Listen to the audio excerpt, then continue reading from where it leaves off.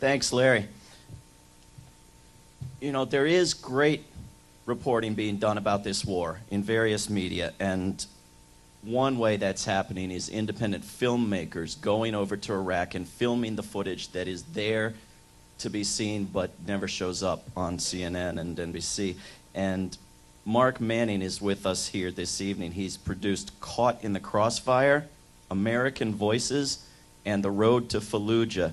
And he has seen things with his own eyes and filmed them that we have never seen on our televisions. Mark Manning.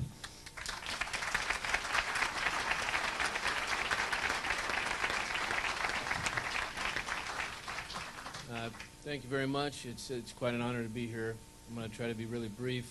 I want to talk a little bit about unembedded journalism and what that is like now. And I think a lot of us have the feeling that embedded journalists have created some problems, but some of the things that I think, one, embedded journalism is an important point of view in a war. And I think for the American public to see the viewpoint of the American soldier, that is important. But when it becomes the only view, then it becomes a major problem. And it has other problems that have developed that I don't think we're too aware of. And those are that it has now created in these war zones to be unembedded, to be extremely dangerous. And that's a byproduct of the journalists being embedded. And I'll explain what I feel about that. When I went into Fallujah, it was right after the siege, and no journalist had gotten in there unembedded. And by that point, that I believe strongly was a plan of our administration and our military not to have that point of view of the war from the Iraqi people getting out to the American people and to the world. The war from the point of view of the American soldier is not so much sanitized, it's violent, but what you don't experience from the point of view of American soldiers is the suffering of the civilians. And when I went into Fallujah, I went in unembedded and pretty much undercover. I was not supposed to be there. And as an unembedded journalist, I was traveling with Iraqis. I was dressing like Iraqis. I pretty much blended in. And I started to see the view of what the Iraqi people see. Being unembedded, what we were, the difference between what was reported and what was actually happening in Fallujah was striking to me. There were 250,000 civilians that had been thrown out into the desert. There was absolutely no aid given to those civilians. They were living in holes that they dug in the ground. They were living in cars.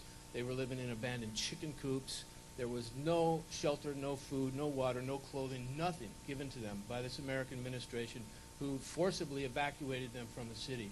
They lived that way for many, many months, and many of them are still now, 2 years later, living like that. The city has not been reconstructed. The water supply is still contaminated from the toxins of war.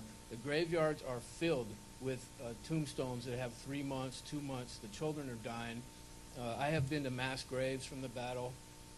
There were 7 or 10 mass graves. It was absolutely horrific. So many of you might have known some of this already. But what you probably don't know is these same things now have happened in Haditha. They've happened in Al-Qaim. They've happened in Tal Afar.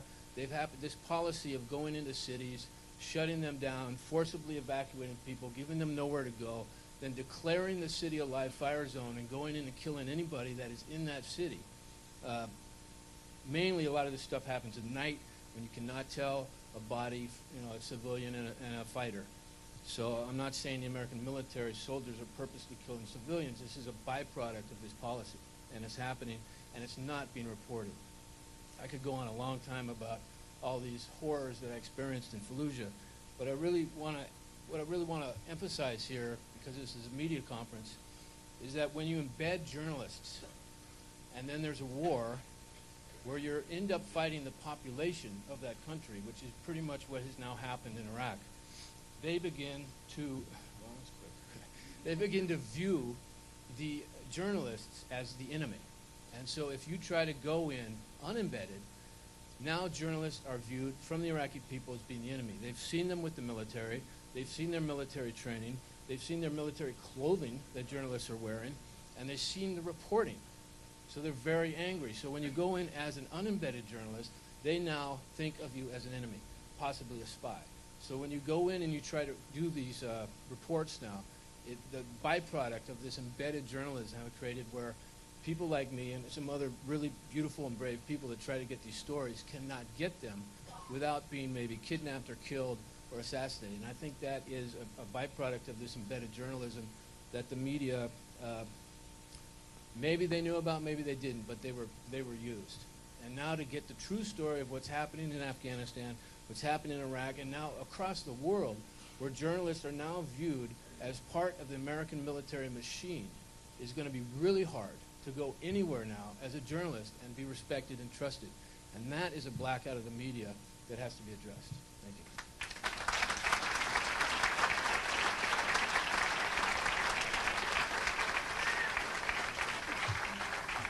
Thanks, Mark. What's your website for people? ConceptionMedia.net. You need to see these films. It